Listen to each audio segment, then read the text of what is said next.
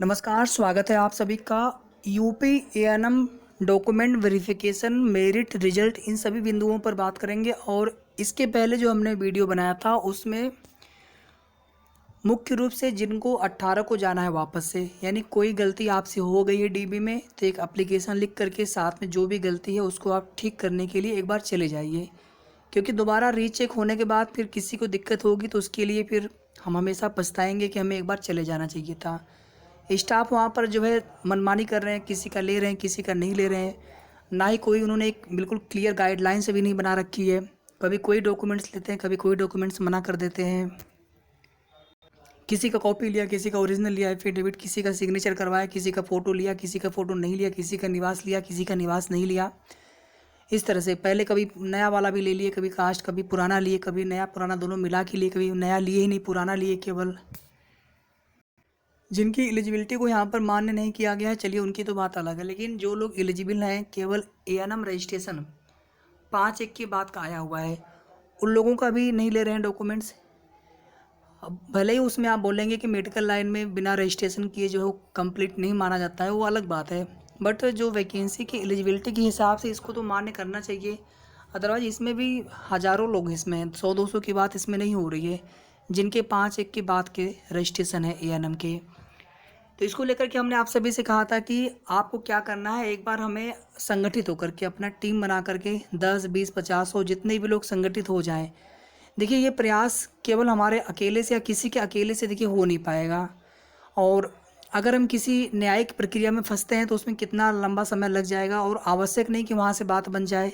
इससे अच्छा है कि हम डायरेक्टली जो है यूपी ट्रिपल एस सी आयोग जा करके एक बार एक ज्ञापन दें, उनको एप्लीकेशन दें और उनसे मांग करेंगे सर हमारी जो है हमें एक्सेप्ट किया जाए और हमारी मांग पर विचार किया जाए कि जिनका एएनएम का रजिस्ट्रेशन 5/1 के बाद का है उनको उनकी भी डीबी जो है एक्सेप्ट किया जाए, उनको भी एलिजिबल माना जाए इस भर्ती में। इतना आप लोग करेंगे तब तो बात बने आगे, ठीक है। और समय अभी हम जो हमारे पास है 2-4 दिन का, उसके बाद फिर हम कुछ नहीं कर पाएंगे इसमें। तो एक बार आप लोग जा कर के, चूँकि जहाँ पे डीबी चल रहा है वहाँ से मतलब नहीं है, हमें यूपी ट्रिपल एस सी आयोग जा कर के एक वहाँ पे ज्ञापन देना है। आप जितने भी कम से कम जो लखनऊ के आसपास के हमारे जो भी बहनें हैं या फिर उनके कोई गार्जियन हो, पेरेंट्स हो, भाई हो, हस्बैंड हो, तो वो भी जाएं साथ में, और जा कर के हमें ये कार्य जितनी जल्दी हो सके कर लेना है। जिनके डॉक्यूमेंट्स में कोई कमी है आपको 18 को ज़रूर जाना है, और इसके अलावा किसी भी प्रकार की समस्या कोई अगर और आ रही हो, जैसे आप देखेंगे कि एज छूट वाला या आयु सीमा छूट वाला, तो उसके रिगार्डिंग भी आप जा कर के आयोग से ही हमें वहाँ पर बिल्कुल उसको क्लेरिफाई करना होगा। ऐसे तो उन लोगों ने जो बताया था, जो भी चीज़ें वहाँ से बताई गई थी वो सारी चीज़ें हमने आपको बता दी थी, लेकिन आगे वो लोग एक्सेप्ट करेंगे नहीं करेंगे उनका भी कहना है कि आगे जैसा आयोग का निर्देश होगा हम लोग वही करेंगे। और अगर उन्होंने बिना बताए ही कुछ अगर रिजेक्ट कर दिया, बताएंगे तो चलिए ठीक है उसका सलूशन हम देखेंगे, लेकिन अगर बिना बताए ही अगर वहाँ पर रिजेक्ट कर दिया तो बड़ी समस्या हो जाएगी, फिर वहाँ पर क्या किया जाएगा उसके आगे। रिजल्ट जो है आप सभी का 25 जून के बाद कभी भी, 25 जून के आसपास आपका रिजल्ट आ जाएगा, 25 जून के बाद कभी भी। मेरिट जो है बहुत कम जाने की उम्मीद है, जितना कम चली जाए, जितना आप एक्सपेक्ट कर रहे होंगे, उम्मीद कर रहे होंगे, उससे भी मेरिट कम जाने वाली है। कितने लोगों की डीबी रिजेक्ट हुए हैं, तो ऐसा बिल्कुल भी कोई भी एग्जैक्ट आंकड़ा है नहीं, अगर कोई बताता है तो पूरी तरह से गलत आंकड़े हैं, क्योंकि अभी तो रीचेक होगा, अभी बहुत सारे डॉक्यूमेंट्स जो हैं उसमें एक्सेप्ट आगे उनको किया जाना है, उस पर विचार किया जाना है। जो एलिजिबल नहीं थे या जो इस भर्ती के लिए उनकी एलिजिबिलिटी क्राइटेरिया पहले से ही फुलफिल नहीं थे या अपियरिंग वाले थे, उनकी बात अलग है, चलिए वो जितने लोग हैं वो तो क्लियर है कि इतने लोग बाहर हैं। लेकिन जिनके डॉक्यूमेंट्स में कोई कमी थी या उनको वापस से बुलाया गया है या अब्सेंट हो गए थे, उनको वापस से फिर मौका मिला है, तो वो लोग हो सकता है 18 को फिर जाएँ डीबी कराने के लिए, तो अभी उनके संख्या को इसमें नहीं जोड़ना है। तो इसलिए बिल्कुल एग्जैक्ट हम यहाँ पे ये नहीं कह सकते कि कितने लोगों की डीबी रिजेक्ट हुए या फिर कितने लोग फाइनली यहाँ पर बचेंगे।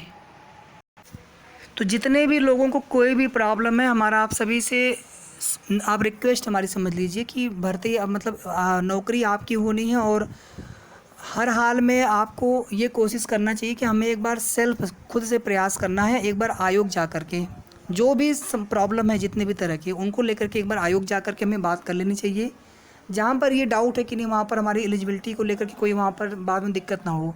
जैसे हमने एएनएम रजिस्ट्रेशन का बता दिया, और जो डॉक्यूमेंट्स में को लेकर के कोई भी अगर आपको मन में डाउट हो तो 18 तारीख को जाकर के आप एक एप्लीकेशन के साथ में, उस एप्लीकेशन पे आपका पूरी डिटेल्स होनी चाहिए, उसके साथ में स्टेपल करके जो भी आपका डॉक्यूमेंट्स आपको जमा करवाना है उसको आप जमा कर दीजिए, ताकि फिर जब दोबारा रीचेक हो, क्योंकि देखेंगे बहुत लोगों पर जो है रिमार्क में यस लिख दिया है, बहुत लोगों पर नो लिख दिया है, कोई दिक्कत नहीं तो ठीक है, लेकिन अगर वहाँ पर कोई दिक्कत है, कहीं पर कुछ सर्कल कर दिया है, इसका मतलब है कि वहाँ पर दोबारा से वो लोग उसको रीचेक करेंगे, वो डॉक्यूमेंट्स, उन डॉक्यूमेंट्स को भी हो सकता है कि अलग रखा गया हो।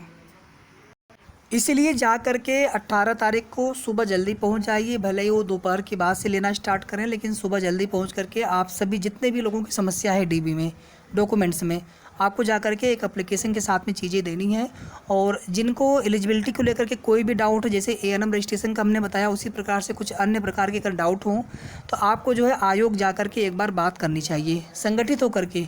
अगर अकेले जाने से काम बनना होता तो फिर हम आप सभी से कभी नहीं कहते। यहाँ पर हमें संख्या बल की आवश्यकता है, 200, 200, 400, 500 लोग जाएंगे तब जाकर के वहाँ पर आयोग के चेयरमैन सर वहाँ पर एक विचार करेंगे, सोचेंगे वहाँ पर, और जैसा फिर उनका निर्देश या जैसी भी शासन की मंशा होगी उसके अनुसार वो लोग डिसाइड करेंगे कि उन्हें क्या करना है आगे। लेकिन एक बार प्रयास आप लोग कर लीजिए। न्यायिक प्रक्रियाओं में फंसने का मतलब है कि समय उसमें कितना जाएगा और वहाँ से कोई गारंटी नहीं कि वहाँ से हमें राहत मिल जाएगी। मेरा DB 18 को प्रपत्र फर्स्ट के 10 नंबर के कॉलम में प्रपत्र कौन सा क्रमांक लगाया सनद के या मार्कशीट के, उसमें सर्टिफिकेट नंबर एक जगह भरना था। हमारे डॉक्यूमेंट वेरिफिकेशन में निवास आधार फ़ोटो नहीं लिया। अगर आपका जैसे कास्ट सर्टिफिकेट लिया हो या आप EWS में हो तो वहाँ पर उस पर एड्रेस लिखा होता है, अगर वहाँ पर निवास आधार नहीं लिया है तो आपको परेशान नहीं होना। बाकी आपने वो सभी प्रपत्र शेष जो आपको डॉक्यूमेंट्स की फ़ोटोकॉपी स्व प्रमाणित करके देनी थी वो सभी आपने अच्छे से दिया होगा, तो आपको कोई यहाँ पर दिक्कत नहीं होनी है। 15 जून 2022 को मेरा DB था। मेरे पास जो रजिस्ट्रेशन था वह डेट के बाद का था। मेरे रजिस्ट्रेशन चेक होने गए तो नॉन वैलिड लिख दिया था। मेरा क्या होगा?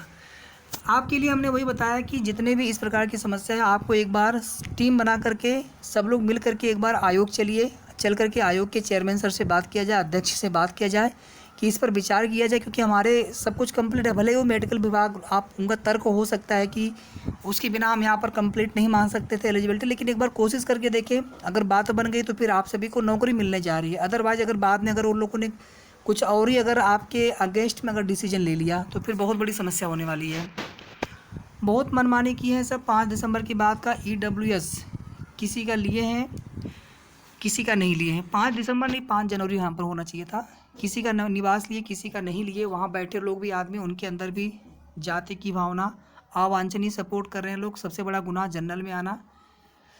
अब पता नहीं स्टाफ वहाँ पर लोगों की क्या मंशा है। हमारा DB हो गया है, सारे डॉक्यूमेंट्स जमा हो गए हैं, जो न्यू बनवा लिया था और जो पुराना भी। कास्ट हो गया, यहाँ पर निवास हो गया, बट जो प्रधान और लेखपाल से न्यू जाति बनवाई थी आख्या के साथ, वो आख्या नहीं लिया। और एक लड़की का ले लिया दूसरी टेबल पर। कोई प्रॉब्लम तो नहीं होगी। अगर आपका जो पुराना वाला आपने दिया है पिता पक्ष का तो उससे भी मान्य हो जाएगा। नया वाला अगर वो नहीं भी लिए हैं तो आपको उसमें परेशान नहीं होना, लेकिन पुराना आपने दिया हो। बहुत अच्छा हुआ, सब अच्छे से कोऑपरेट किया। हमने 2 डोमिसाइल दिया, फादर वाला भी हस्बैंड वाला, दोनों ले लिया गया। एफिडेविट ओरिजिनल लिए हैं, एक्सपीरियंस भी ओरिजिनल ले लिया है। चलिए ठीक है, कोई बात नहीं, आपके सभी ठीक है। आपके 18 को जाना है, जिनकी भी कोई भी गलती है आपको 18 को जाना है। ANM रजिस्ट्रेशन वाला हमने बता दिया क्या करना है आपको। प्राप्तांकों की विवरण में विषय नाम ANM डिप्लोमा के शॉर्टकट में भरे हैं, उससे दिक्कत नहीं है। बस आपने सभी सब्जेक्ट भरे हों, उनके प्राप्तांक पूर्णांक भर के टोटल आपने लिखा हो, 10th का भी, 12th का भी, ANM का भी। डिस्ट्रिक्ट कैसे देंगे ज्वाइनिंग के लिए वो आपको बाद में बताया जाएगा। EWS को 400 सीटें ज़्यादा दिया गया। देखिए EWS को फर्स्ट टाइम आरक्षण मिलना था, इसमें भर्ती भी फर्स्ट टाइम हो रही थी। 9212 का अगर आप 10% करेंगे तो 921 लगभग हो रहा था। यहाँ पे 921 सीटें थी। यहाँ पर कोई सीटें ज़्यादा थोड़ी दी गई हैं। के 4 वाले में ANM का नंबर और प्राप्तांक भरा है, केवल सब्जेक्ट नहीं भरा आपने, जबकि उसमें सब्जेक्ट भी भरना था। आप एक दूसरा भर के दे दीजिएगा 18 तारीख को, क्योंकि बाद में हम कोई चांस नहीं लेना चाहते। किसी को दिक्कत हो गई तो फिर हमेशा पछतावा। मैंने फ़ोटोकॉपी लगाई है एफिडेविट की।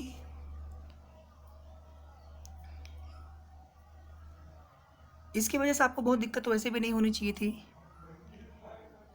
देवी वाला जो बता रहे हैं आप, क्योंकि सरनेम तो होता नहीं कुमारी श्रीमती देवी, सरनेम अलग होता है, मतलब उपनाम और नाम आपका सही होना चाहिए। चलिए आपने जो भी दे दिया है।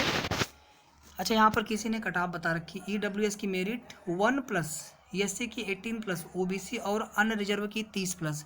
चलिए अगर इतनी मेरिट जाती है तो बहुत अच्छा है। वो तो हमने वैसे भी बोला है कि फ्रीडम फाइटर, एक्स सर्विसमैन और ST में सबका हो जाना, जितने लोग हैं जिनका DB हो जा रहा है अच्छे से, चाहे कितने भी नंबर हो। बाकी जो EWS में है वहाँ पर भी चांस है कि लगभग सबके हो जा रहे हैं। SC के लगभग हमने 35+- मतलब 35 से कम भी हो सकता है, 30 आए, हो सकता है 22-25 तक आ जाए, कुछ कह नहीं सकते हैं। कोई मिनिमम पासिंग मार्क का क्राइटेरिया देखिए नहीं है यहाँ पर है, तो कट ऑफ कितनी भी कम जा सकती है। कास्ट 2017 का दिए हैं, लेकिन फॉर्म पर लिख दिए हैं न्यू, मेरे पास नहीं था पर हम एफिडेविट लगाए हैं, क्या कुछ प्रॉब्लम होगी? कास्ट आपने पिता पक्ष वाला लगाया होगा तो आपको कोई दिक्कत इसमें नहीं होगी। प्रपत्र अगर उसमें डाउट लगे आपको कि नहीं प्रपत्र में हमने भरने में कुछ गलती की है, तो फिर आपको दूसरा प्रपत्र भर के दे देना चाहिए।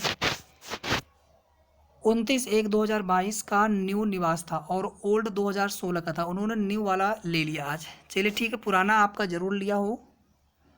लोअर का जुलाई में उम्मीद है, 25 है OBC में, 47 SC में आपका तो हो जाना है।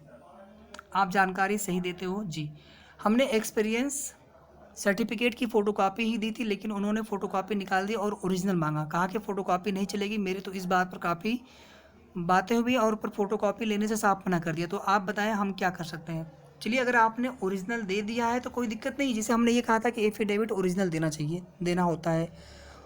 एक्सपीरियंस वाला आपको फ़ोटोकॉपी देना था, अगर ओरिजिनल ले लिए हैं तो फिर अब उसमें कोई दिक्कत आपको नहीं होगी। बस ये है कि इन फ्यूचर अगर आपको फिर से वापस कहीं पर अगर एक्सपीरियंस की ज़रूरत पड़ेगी तो फिर, हालांकि इसकी ज़रूरत आपको कहीं अब कहाँ पड़ सकती है, तो उस हिसाब से आपको देखना है, बाकी आपको दिक्कत इसमें कुछ होना नहीं है। मेरा कास्ट पिता पक्ष का था, 2009 का था, 15 को DB था और नया भी पिता पक्ष का बनवा लिया था। वहाँ बोल रहे थे कि जाति कितनी भी पुरानी हो पिता पक्ष का ही चाहिए, और वेरीफाई भी कर दिया उन्होंने, एफिडेविट भी नहीं मांगा। वो तो हम कह रहे हैं आपसे शुरू से कि पिता पक्ष का अगर जाति प्रमाण पत्र पुराना है तो उसके साथ अगर नया लिए हैं तो भी ठीक, नहीं लिए हैं तो भी ठीक। पति वाला अगर आपने जाति प्रमाण पत्र दिया, इसके साथ में कोई पिता वाला नहीं दिया है पुराना कोई, चाहे ऑफलाइन हो ऑनलाइन हो कैसा भी हो, तो इसके साथ में आपको एफिडेविट देना अनिवार्य था कि आपकी जाति सेम है, जो आपकी पिता की जाति है वही जाति आपके पति की है, क्योंकि फिर आपने पति वाला दिया है इसलिए। तो उस स्थिति में आपका मे भी मान्य हो सकता है, अदरवाइज फिर आपको जनरल में काउंट करेंगे। ये सब चीज़ें तो हम बहुत अच्छे से आपको बता चुके हैं, इसमें कोई डाउट नहीं है। एफिडेविट की फ़ोटोकॉपी लगाई थी तो उन लोगों ने ओरिजिनल मांगा, तो मैंने वो लगा दिया, जिसमें कि मैं सिग्नेचर करना भूल गई जल्दी में। मेरा सिग्नेचर के बिना आपका एफिडेविट कैसे वैलिड माना जाएगा? हालांकि उसकी नोटरी तो हो गई रहती है, लेकिन आपकी सिग्नेचर भी तो उसमें होनी चाहिए, कैसे प्रमाणित होगा आपका वो? तो आपको तो ये करना चाहिए कि उस दिन एक एप्लीकेशन लिख के जाइए कि सर हमारा उसमें सिग्नेचर छूट गया है, हम सिग्नेचर उस पर वापस करना चाहते हैं। एक बार आप जा करके देख लीजिए उसको। अगर आपका जो डॉक्यूमेंट्स लेने के बाद अगर वहाँ पे कोई रिमार्क नहीं लिखा है कि मतलब कोई दिक्कत आपके है डॉक्यूमेंट में, तो चल भी जाएगा। अगर वहाँ पे कुछ रिमार्क लिख दिया है तो फिर आपको जाना चाहिए। EWS पिता की साइड का चाहिए। EWS अगर आप विवाहित हैं तो पति की साइड का, अविवाहित हो तो पिता की साइड का। मेरा 7 पेज का जो प्रपत्र था वो मेरा फोटोकॉपी जमा हुआ था, कोई प्रॉब्लम तो नहीं होगी, मैंने पिता का कास्ट दिया था, ये तो ठीक आपका है। लेकिन ये जो ओरिजिनल आपको देना था ना, ये आप फोटोकॉपी क्यों दे के आए हैं? फोटोकॉपी 100 प्रमाणित किए हैं कि नहीं किए हैं, पहले ये बताइए आप। अगर 100 प्रमाणित नहीं किए हैं तो आपको 100% जा करके फिर से वो 7 पेजेज भर के आपको देना चाहिए एप्लीकेशन के साथ में, या ऐसे भी आपको देना चाहिए।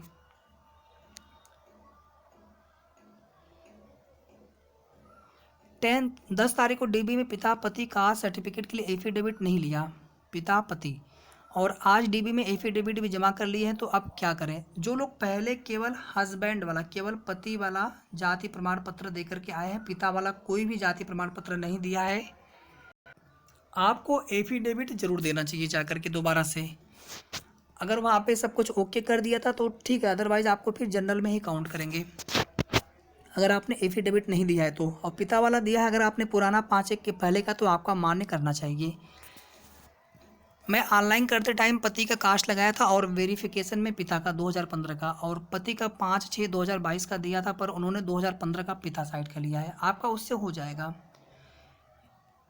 EWS में मेरा देखिए, EWS वाला हमने आपको बताया था, अभी उसमें कुछ क्लियर नहीं है किस प्रकार से उनकी ओवरलैपिंग होगी। ये किसी का कमेंट थोड़ा बड़ा है, एक बार देख लेते हैं इसको जल्दी से। मेरा DB 14 को फर्स्ट शिफ्ट में था, मेरे से 2 फोटो और डोमिसाइल नहीं लिया। मेरा डोमिसाइल और कास्ट सर्टिफिकेट सितंबर 2021 का था, बट उसमें मेरे नाम की स्पेलिंग गलत थी, कुमारी उर्वशी था, बट मेरे सभी डॉक्यूमेंट्स में कुमारी उर्वशी, अच्छा SH नहीं लगा था। फॉर्म फिल करते टाइम मैंने यही लगाए थे, बट फिर 20/1/2022 को नाम सही करा लिया, नाम स्पेलिंग के लिए एफिडेविट बनवा कर लगा दिया, बट न्यू वाले में ओनली उर्वशी ही है, कुमारी नहीं है। कुमारी से कोई दिक्कत नहीं है, बट एफिडेविट